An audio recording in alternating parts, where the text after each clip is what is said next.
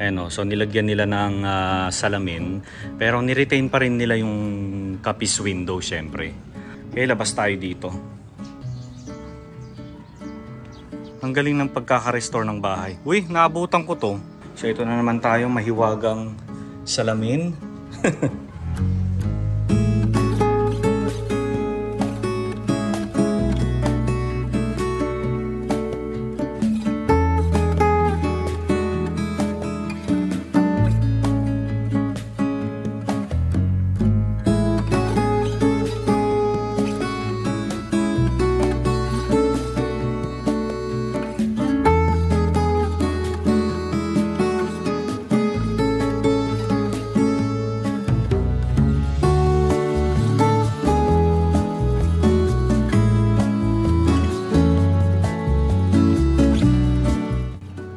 Okay, so binabati ko lahat yung mga kababayan natin dito sa Pulilan, Bulacan. Hello po sa inyo, and ako nga ay nagbabalik dito sa inyong bayan.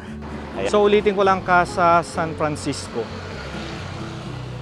Bahay na ito mga kaitsubero ay dating pag-aari ni Felix Laksamana. So itinayo ang bahay na ito 1929, so halos 94 years old na ang bahay na ito, no? Pero ito ay nabili noong 2015 ng mag-asawa na sina Mr. Demetrio Bahet at Mrs. Emma Bahet. Tapos noong 2015, nirestore ang bahay.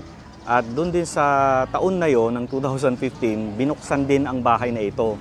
So ngayon, ito ay events venue. Ano? Okay, unahin natin sa taas mga kaitsubero.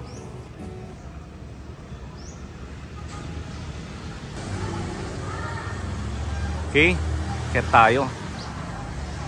Ganda ng hagdan, oh. Natutuwa ako sa mga kapis windows.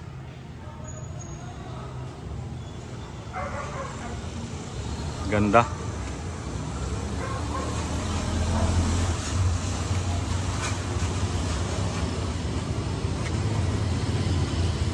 Diba, makikita nyo, yung kapis window nandun pa rin. Pero nilagyan nila ng salamin. Ayan.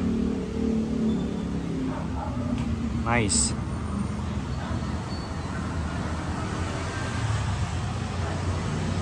So kailangan natin magubad ng sleeper. Naiiya akong naka-sleeper na papasok sa loob.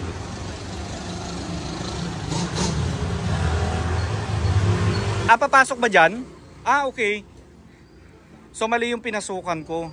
Doon pala tayo sa baba dadaan, papunta sa taas. Kung saan-saan na ako dumadaan, no?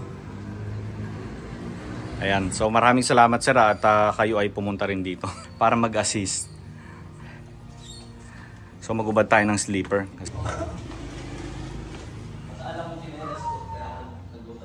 Wow, Manuel Baldemore.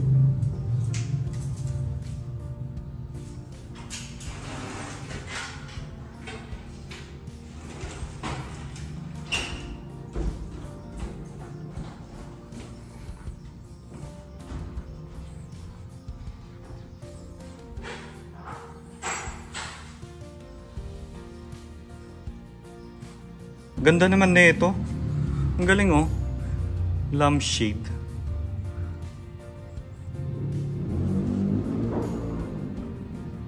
Nice.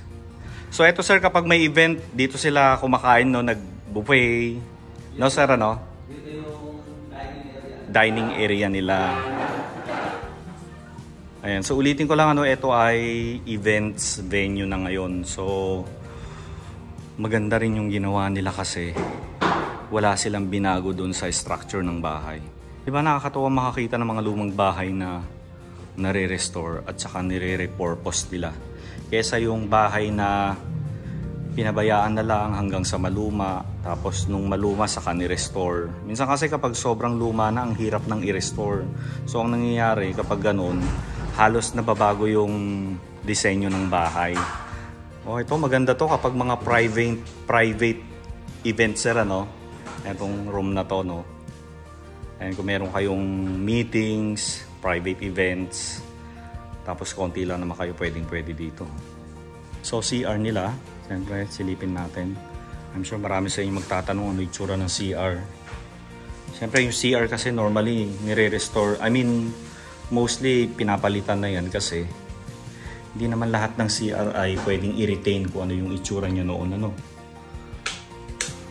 Oh. So modern na siya. No? Yan, kitchen.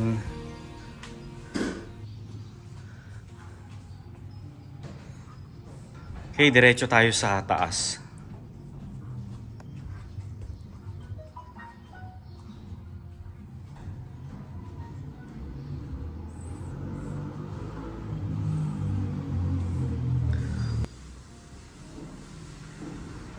Tingnan nyo naman mga ka-YouTubero yung taas. Wow! Wala na akong ibang masabi.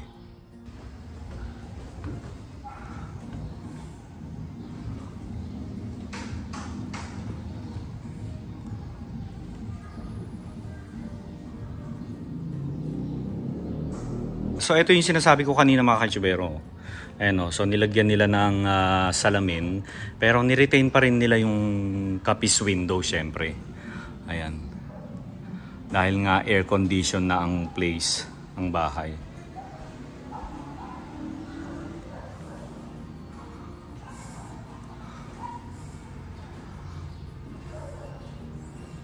Wow.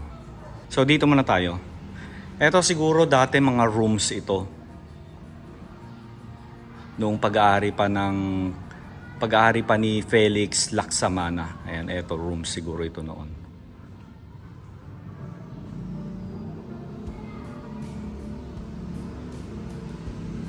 So ito yung Casa San Francisco, mga ka-YouTubero.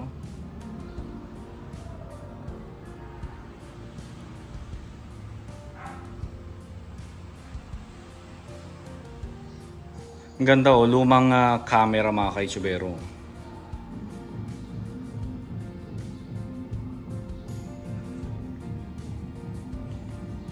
So alam nyo na kung ano ito. Botaka.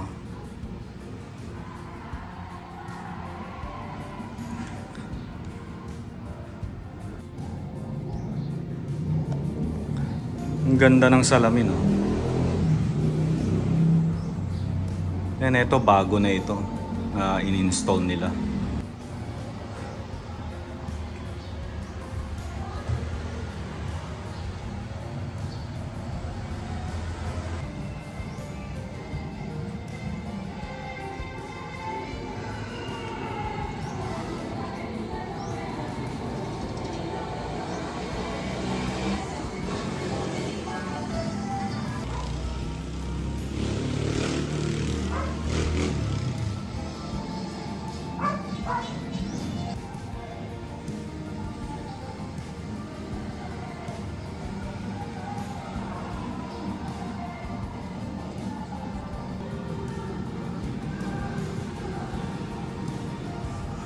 Jose Hernandez, artist.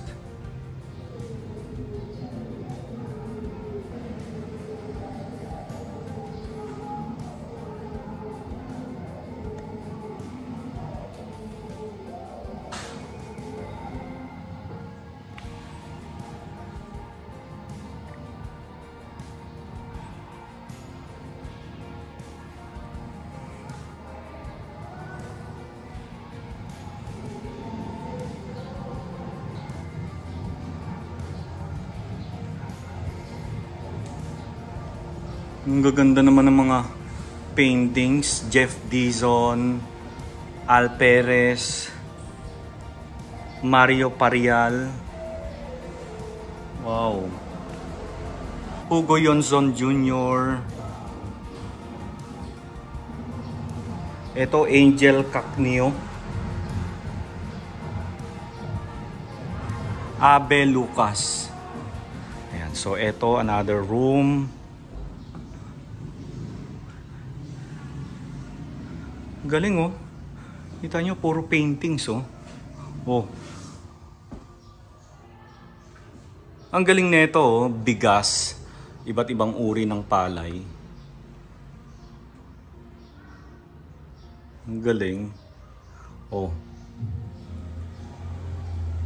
Ang galing, gusto ko yung idea nito. Ang galing ng gumawa. Sino kayang gumawa niyan? Hermes Santos. Gawa ni Hermes Santos lahat ito. Luis Yi Jr.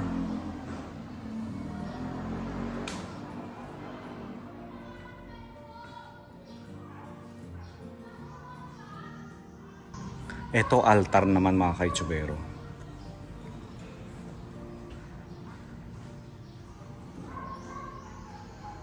Okay, so ito na naman tayo, mahiwagang salamin.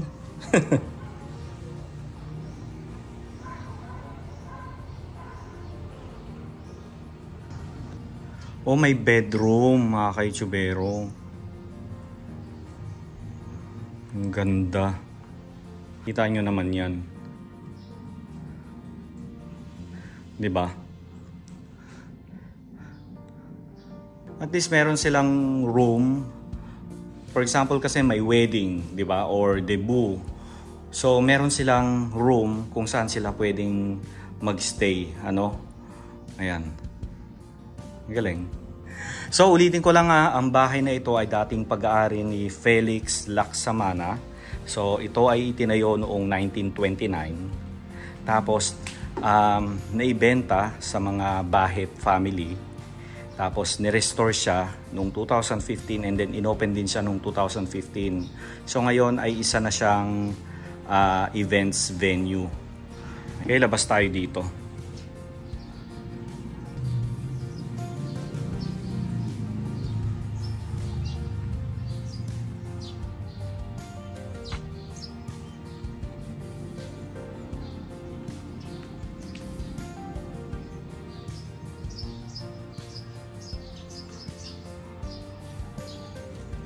Ang galing. Ang galing ng pagkaka-restore ng bahay. Uy, naabutan ko to. Sa probinsya.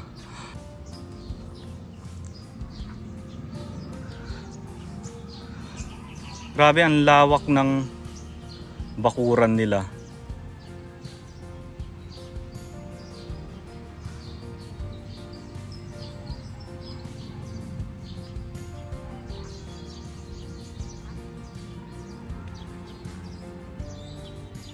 Galing na ito. Ito mga kaitsubero, hindi ito original na nandito. Itong statue na ito. Tsaka yun, no? Ayan, nilagay na yan nung nabili na itong bahay ng mga Bahit. Ayan. So punta lang tayo dito. So kung makita nyo itong pinakalikod.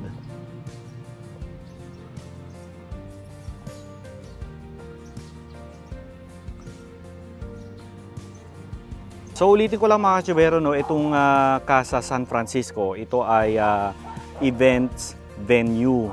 So pwede dito ang prenuptials, debut, birthday parties, weddings, private events, reunion, at kung ano-ano mga klaseng events. Ayan, pwede nyong gawin dito sa Casa San Francisco. And for reservation and inquiries about dito sa Casa San Francisco, ilalagay ko na lang dito sa screen yung kanilang Facebook page and ipa-flash ko sa screen yung kanilang cellphone number. And hanapin nyo lamang si Ma'am Gina. Ayan, so maraming salamat kay Mr. and Mrs. Bahit na nag-allow sa atin na mapasok ang Casa San Francisco. And of course kay Ma'am Gina, maraming salamat po sa inyo. Ayan.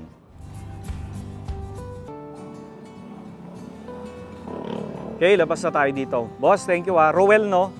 Sir Rowell, thank you. Tsaka kay Sir Alvin, yung kaninang nag-assist sa atin, yung kanilang caretaker. And Sir Rowell, thank you po ah.